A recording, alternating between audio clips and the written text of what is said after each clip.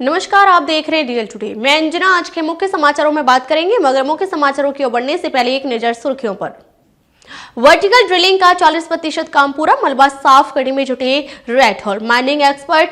जाने updates. COP28 सम्मेलन क्या है, क्यों विकसित देश विकासशील देशों की जलवायु समस्याओं से निपटने के लिए $100 अरब जुटाने के अपने वादे से चूक गए। तेलंगाना 2018 चुनाव में इन विधानसभा सीटों पर पड़े थे सबसे अधिक और सबसे कम वोट। 67,000 करोड़ से कौन से 97 फाइटर खरीदने को तैयार इंडियन एयरफोर्स।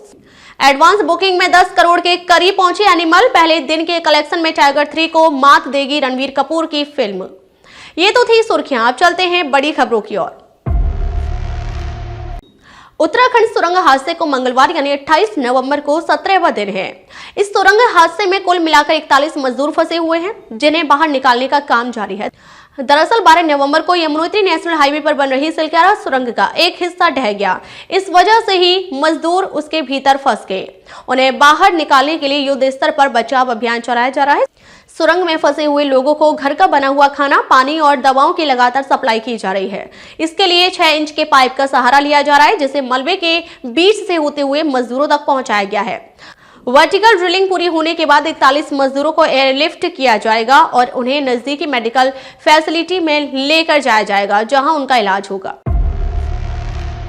आगामी 30 नवंबर और 1 दिसंबर 2023 को प्रधानमंत्री नरेंद्र मोदी दुबई के 2 दिवसीय दौरे पर जा रहे हैं। मौका है वर्ल्ड क्लाइमेट एक्शन समिट की सालाना बैठक का, जहां दुनिया के कई विकसित और विकासशील देशों के राष्ट्राध्यक्ष हिस्सा लेंगे।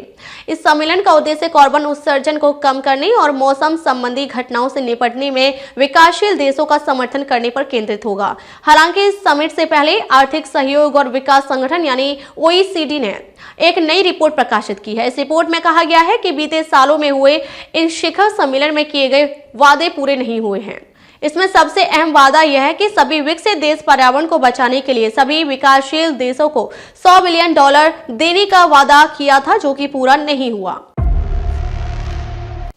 तेलंगाना अपने तीसरे विधानसभा चुनाव के लिए तैयार है। 30 नवंबर को यहां 119 विधानसभा सीटों के लिए मतदान होगा। जैसे जैसे वोटिंग की तारीख नजदीक आ रही है, वैसे वैसे राजनीतिक दलों की बेचैनी बढ़ती जा रही है। सभी दल अपने खेमे में ज्यादा से ज्यादा वोटरों को लाना चाह रहे हैं। सभी की कोशिश है कि उनके एरिया में ज्यादा से ज्यादा लोग मतदान में शामिल हों। वोटिंग प्रतिशत बढ़ाने के लिए चुनाव आयोग भी तमाम कोशिशें कर रहा है। लोगों को लगातार जागरूक किया जा रहा है। 2018 में कुल 2,56,94,443 मतदाता थे, जिनमें से 2,04,70,749 ने अपने मताधिकार का प्रयोग किया। पूरे प्रदेश में कुल मतदान 79.7% था। यहां हम आपको बताएंगे उन 3 विधानसभा सीटों के बारे में जहां 2018 में सबसे ज्यादा और सबसे कम वोटिंग हुई थी। भारतीय वायुसेना 97 और विदेशी फाइटर जेट तेजस खरीदने की योजना बना रही है। शनिवार यानी 25 नवंबर को प्रधानमंत्री नरेंद्र मोदी ने तेजस की उड़ान भरी थी।